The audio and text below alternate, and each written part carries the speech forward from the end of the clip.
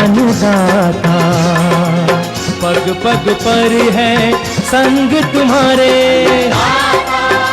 अन्नदाता। लहू किसानों का बन के पसीना सींचता है धरती का सीना।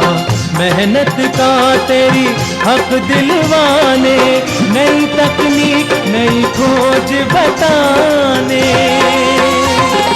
पशुधन को गुणवान बनाना, पौध सुरक्षा को सिखलाना, खेती के सब गुर समझाने, भारत का सरताज बनाने। आठों पहर है संग तुम्हारे अन्नदाता अन्नदाता। नमस्कार, मैं हूं ऋचा शर्मा। आप सभी दर्शकों का अन्नदाता कार्यक्रम में स्वागत करती हूं। किसान का जीवन बहुत मुश्किल होता है। वो अपने खेतों में लंबे समय तक काम करता है, उसका ध्यान सदैव फसल में ही लगा रहता है। वो अपनी कड़ी मेहनत की ताकत पर अपना जीवन व्यतीत करते हैं। ऐसे ही किसानों की प्रगति के लिए हम खेती बाड़ी से जुड़ी कुछ महत्वपूर्ण जानकारियां आप तक लाते हैं। हर रोज सुबह आपके सामने हाजिर होते हैं। तो चलिए कार्यक्रम शुरू करते हैं और सबसे पहले देखते हैं क्या है आज के अन्नदाता में। अनार की बागवानी से किसान कमा सकते हैं अच्छा मुनाफा।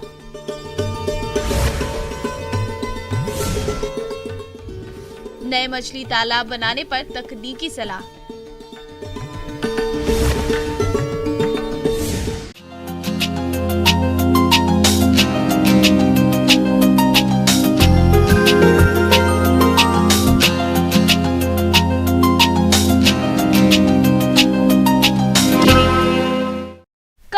और कम पैसों में ज्यादा कमाई का सपना हर किसी का होता है, मगर प्रदेश में किसानों की बात करें तो पहली नजर में ऐसा मुश्किल ही नजर आता है। ऐसे में जरूरी ये है कि ऐसी फसल पर ध्यान दिया जाए जिसमें खर्च कम हो और लंबे समय तक के लिए कमाई होती रहे। अनार की बागवानी भी एक ऐसा ही काम है। अनार की खेती से लाखों तक की कमाई की जा सकती है और दिलचस्प बात यह है कि इसके लिए ज्यादा खर्च भी नहीं करना पड़ता है। तो अगर आप भी अनार की खेती करने की सोच रहे हैं तो किन किन बातों पर विशेष ध्यान दें, चलिए जानते हैं कृषि विज्ञान केंद्र जिला बेगूसराय की कृषि वैज्ञानिक डॉक्टर सुनीता कुशवाहा से।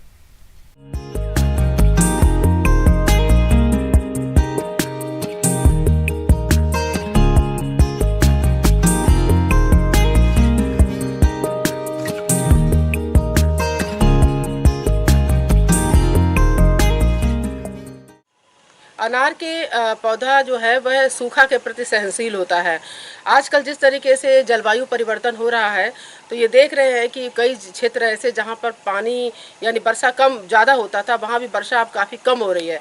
और जहाँ पर हम जो है हम कुछ पहले ज़्यादा पानी वाली फसलें लगाते थे, अब वहाँ पर आप कम पानी वाली फसलों को लगाना पड़ेगा। तो ऐसे में अनार एक बहुत ही अच्छा एक आपके पास उपाय है जिसको लगाकर आप अपनी आमदनी बढ़ा सकते हैं, क्योंकि अनार के पौधे को कम पानी की आवश्यकता पड़ती है और यदि सूखा पड़ जाए तो उसको वो सहनशीलता भी उसके अंदर होती है।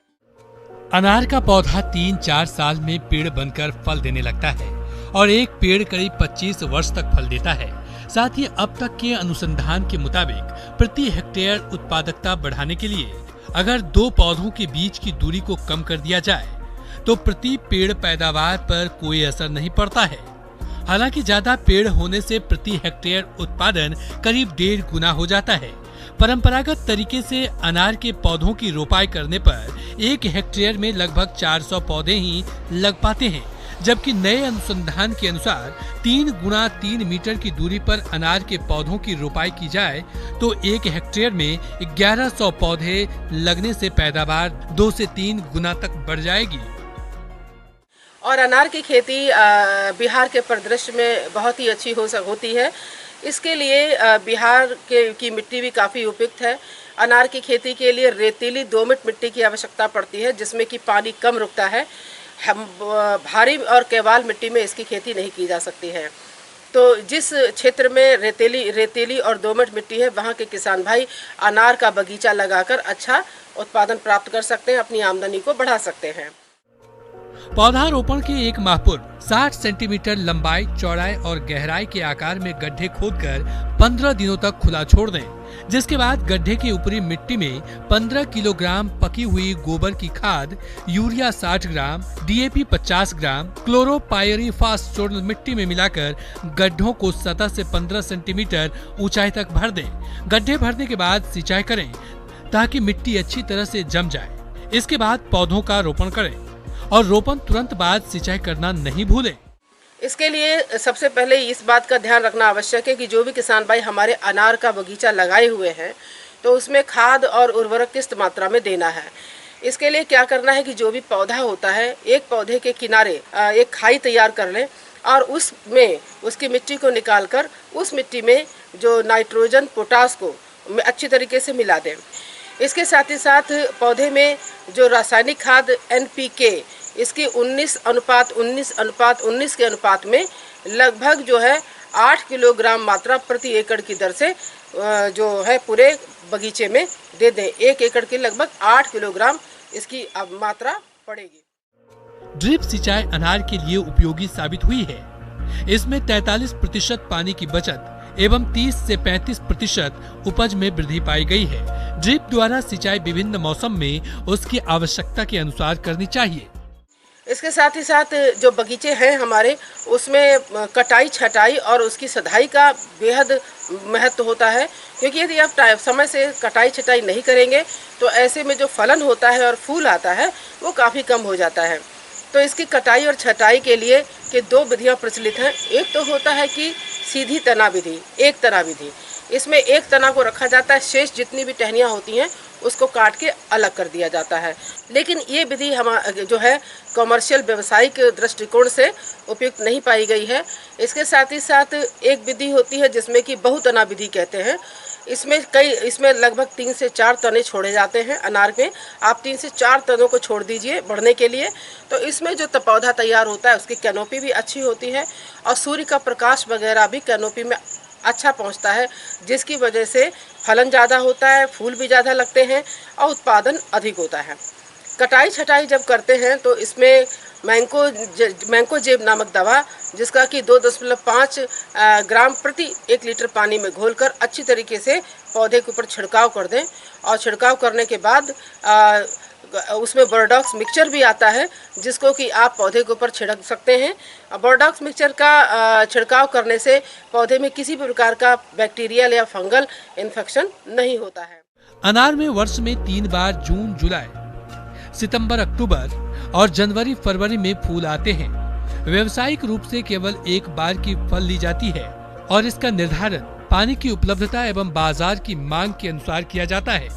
जिन क्षेत्रों में सिंचाई की सुविधा नहीं होती है वहां मृग बहार से फल लिए जाते हैं तथा जिन क्षेत्रों में सिंचाई की सुविधा होती है वहां फल अम्बे बहार से लिए जाते हैं। बहार नियंत्रण के लिए जिन बहार से फल लेने हो उसके फूल आने से 2 माह पूर्व सिंचाई बंद कर देनी चाहिए। आवश्यकता पड़ने पर यदि बहुत ज़्यादा फूल झड़ रहे हों तो आप नेफ्थलीन एसिटिक एसिड आता है बाजार में, प्लानोफिक्स के नाम से मिलता है। इसका 1 ml 5 लीटर पानी में घोलकर अगर आप जिस वक्त फल की सेटिंग होती है, यानी कि फूल बनने के बाद जब फल आता है और फल का आकार जब मटर के दाने जितना होता है, उस समय अगर आप प्लानोफिक्स नामक दवा का इस छिड़काव पौधे पर करते हैं तो इसमें फल कम झड़ता है और उसका सेटिंग बढ़िया होता है। तो इन सब कुछ मुख्य बिंदुओं को अगर हमारे किसान भाई ध्यान रखें तो वो अनार के बगीचे को अच्छी तरीके से प्रबंधन कर सकते हैं और अच्छा उत्पादन भी प्राप्त कर सकते हैं।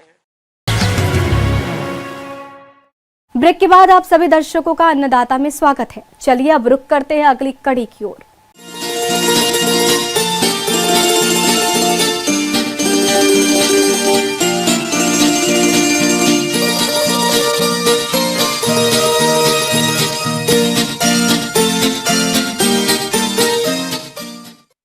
वर्तमान समय में बढ़ती आबादी और घटती कृषि योग्य भूमि पर कम समय में अधिक पैदावार प्राप्त करना किसानों के लिए एक चुनौती है, जिसका समाधान कृषि के साथ कुछ ऐसे व्यवसायों को अपनाया जाए जो कम समय में अधिक उत्पादन दे और जिनका बाजार में मूल्य व मांग अधिक हो।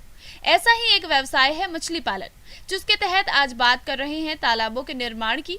तो नए तालाब बनाते समय किन किन बातों पर ध्यान दें, इस बारे में जानकारी दे रहे हैं कृषि विज्ञान केंद्र मुजफ्फरपुर की मत्स्य विशेषज्ञ डॉक्टर इप्सिता विश्वास।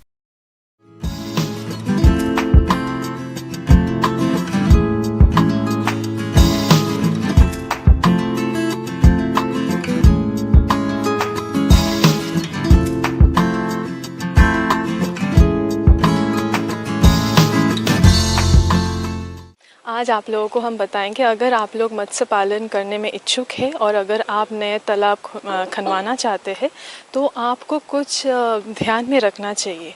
वो ये है कि मत्स्य पालन तभी आपका सफलता मिलेगा अगर मछली का तालाब के प्रारूप एवं उसकी रूपरेखा को उसके ऊपर आपको थोड़ा ध्यान रखना है। वो इसीलिए है क्योंकि जब आप मछली पालन करते हैं तो पहले मिट्टी का जांच होना बहुत ही ज़रूरी है। तो इस समय आप क्या कीजिएगा, जब आप तालाब खनवा लेंगे तो 2 बाय 3 फीट का आप एक गड्ढा कर लेंगे तालाब के चारों ओर और एक बीच में एकदम सेंटर पॉइंट में। तो ऐसा गड्ढा बनाने के बाद आप 0.5 मीटर, 1 मीटर, 1.5 मीटर, 2 मीटर के अंतराल में आप गड्ढा खनवा के उसका मिट्टी लेकर आप जांच कीजिएगा।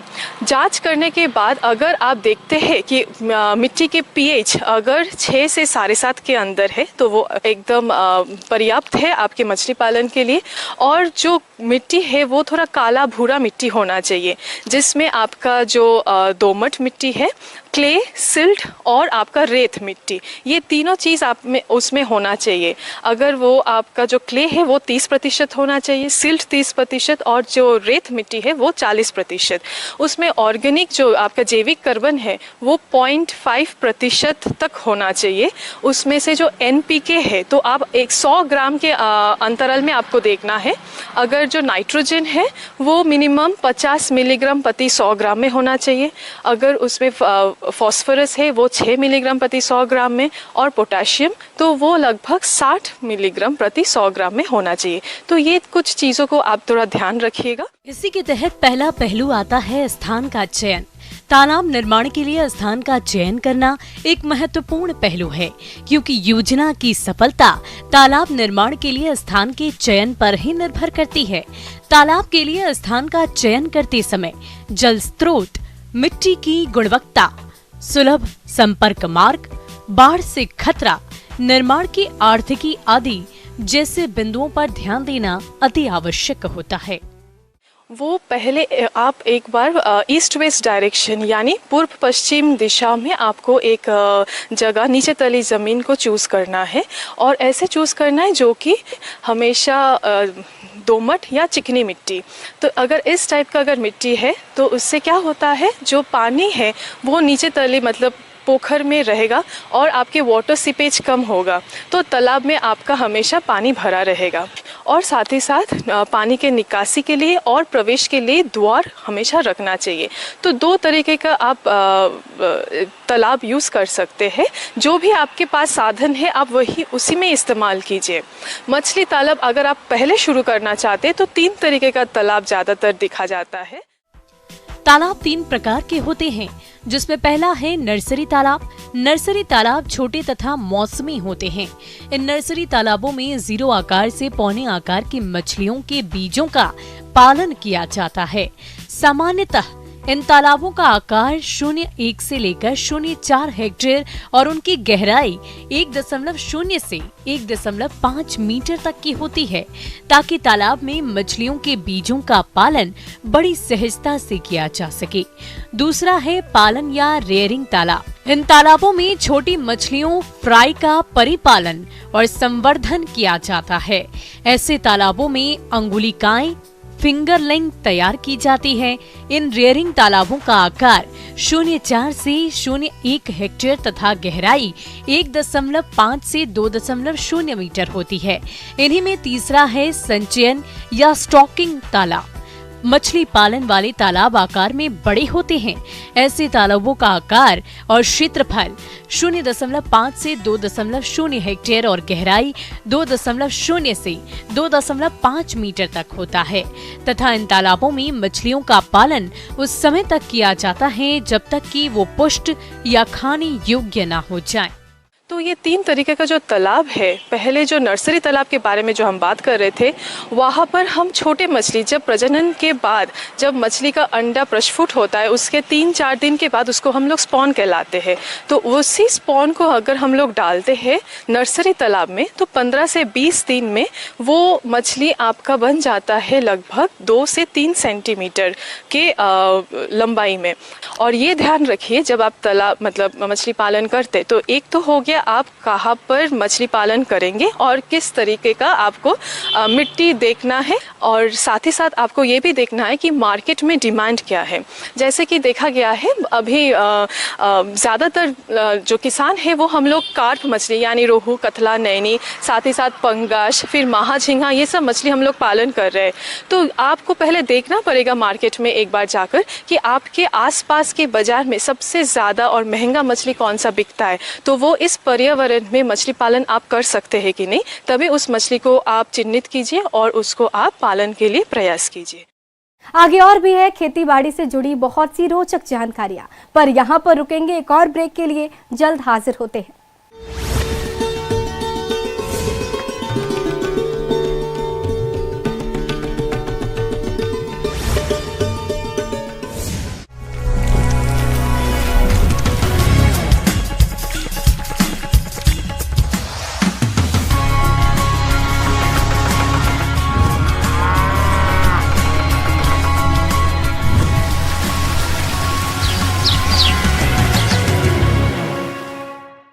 ब्रेक के बाद एक बार फिर से आप सभी दर्शकों का अन्नदाता कार्यक्रम में स्वागत है। बढ़ते हैं अगली प्रस्तुति की ओर।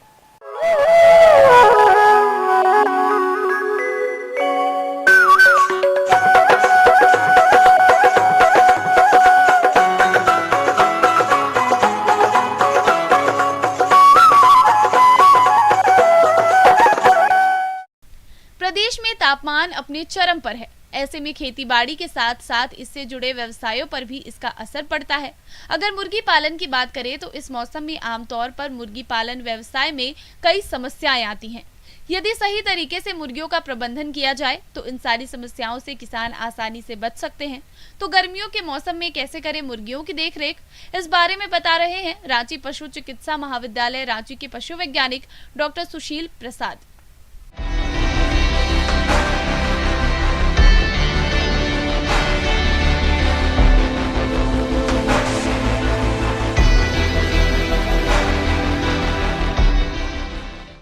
किसान भाइयों, जो भी मुर्गी पालन से जुड़े हुए हैं, यानी कह सकते हैं कि मुर्गी पालक जो भी हैं, उन्हें खास करके मौसम के हिसाब से कुछ प्रबंधन में उन्हें परिवर्तन करने की आवश्यकता होती है।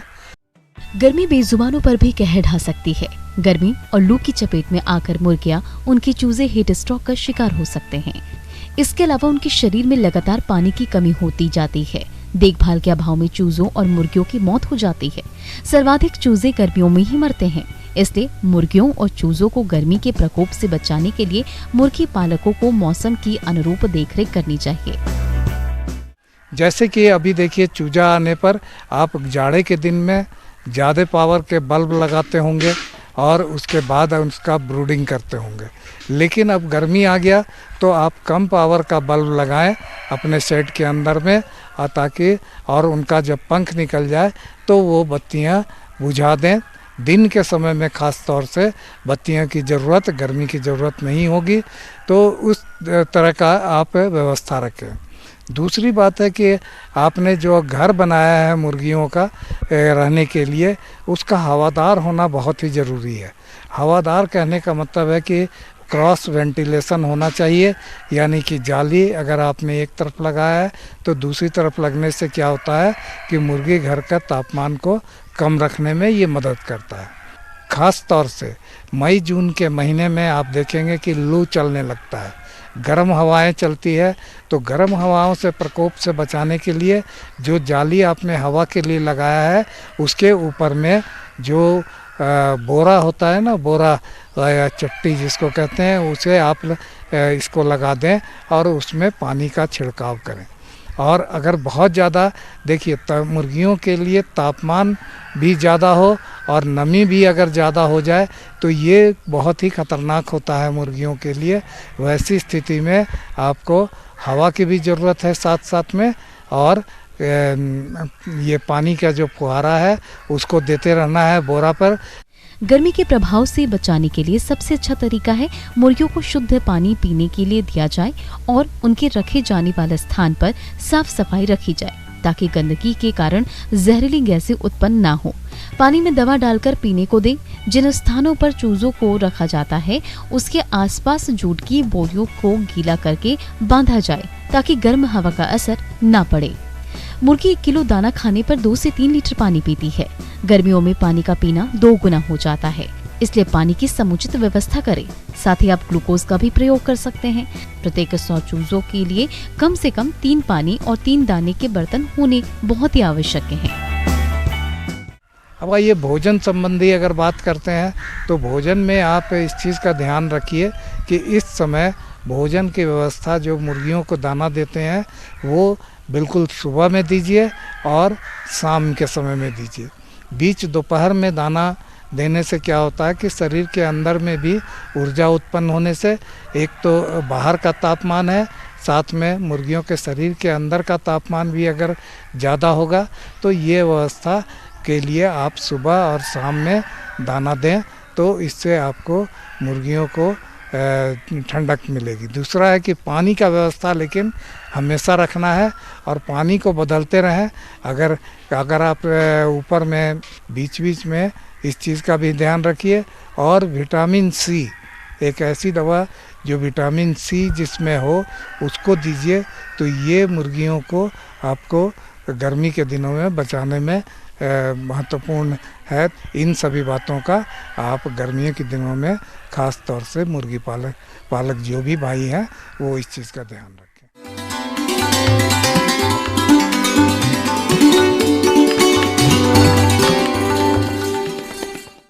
अन्नदाता हेल्पलाइन निःशुल्क फोन संपर्क सेवा के माध्यम से आपके द्वारा पूछे गए प्रश्नों में से 1 या 2 महत्वपूर्ण प्रश्न को हम अपने कार्यक्रम में शामिल करते हैं। इसी के तहत आज का चयनित प्रश्न और इसका जवाब इस प्रकार है।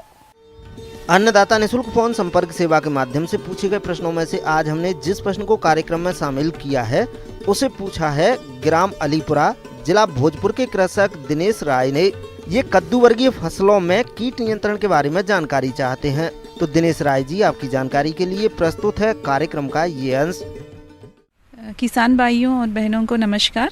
अभी जो हम लोग जैसे मौसम का गर्मी ज़्यादा हो रहा है, अभी जो सीज़न शुरू हो गया हार्वेस्टिंग का, तो उसमें अगर आपको ध्यान देना है तो बहुत सारे कीट और रोग का है, तो इसमें आपको ध्यान देना है। पूरा अभी भारत देश में जो तापमान बढ़ गया है इसके चलते आपका थ्रिप्स और माइट्स का ज़्यादा नुकसान कर रहा है। लाल मकड़ी कीट, ये कीट भूरा हल्का लाल रंग का होता है जो पत्तियों की निचली सतह पर उत्तकों को खाकर जालीनुमा बना देता है। प्रण रहित के अभाव में प्रकाश संश्लेषण कम होता है, फसल की बढ़वार रुक जाती है, फलस्वरूप उत्पादन पर विपरीत प्रभाव पड़ता है। कीट नियंत्रण के उपाय। लाल मकड़ी कीट के नियंत्रण के लिए डाइकोफॉल 18.5 EC 2.5 मिलीलीटर दवा प्रति लीटर पानी में घोल बनाकर छिड़काव करें या दूसरी दवा 0.05% ओमाइट 300 लीटर पानी में घोल बनाकर छिड़काव करें। तो इसमें ओबेरॉन और ओमाइट का जो है स्प्रे करना है माइट्स के लिए। और माइनर भी थोड़ा प्रॉब्लम कर रहा है, लीफ माइनर जो बोलते हैं, उसके लिए डेसिस या कॉन्फिडर का स्प्रे करना है। और एक कीट मक्खी करके है, ये खीरा में बहुत नुकसान करता है और मस्क मिलॉन में भी हम देखते हैं मार्केट में थोड़ा टेढ़ा मेढ़ा रहता है फल। तो फल मक्खी जो है, हाँ, अपना जो अंडा जो है वो फूल के अंदर दे देता है। जैसे फूल बढ़ते जो फल बनता है वो अंदर जो है उसका जो लार्वा है वो जो निकल के आता है और अंदर से खाना शुरू करता है। जैसे लार्वा प्यूपेशन में चला जाता है और मक्खी बनता है, बाहर निकलता है, तो इसमें क्या होता है, अंदर से सड़ जाता है। बाहर हमको देखने में फल बहुत सुंदर दिखता है, मगर अंदर से थोड़ा थोड़ा करके हमारा फल सड़ के गिर जाता है। तो इसीलिए इसके लिए 2 तरह का है कंट्रोल। एक लूर ट्रैप जो है मिथाइल यूजिनॉल का, वो मार्केट में उपलब्ध है, वो आपको लगाना है। प्रति एकड़ में लगभग 20 लगाना है। और एक आपको ट्रैप करके एक करना चाहिए, जो गुड़ के साथ मेलाथियन मिला के स्प्रे करेंगे। जो गुड़ के लिए वो अट्रैक्ट होता है, क्योंकि वो स्वीट है तो अट्रैक्ट होता है। मेलाथियन वो पेस्टिसाइड मिला के हम स्प्रे करने से उससे भी हम लोग इसको कंट्रोल कर सकते हैं। ये हमारा जो मार्केट का जो क्वालिटी होता है कद्दू वर्गी का, ये सबसे इम्पोर्टेंट है। इसी से हमारा प्राइस फिक्स होता है, तो ये आपको ध्यान देना बहुत ज़रूरी है।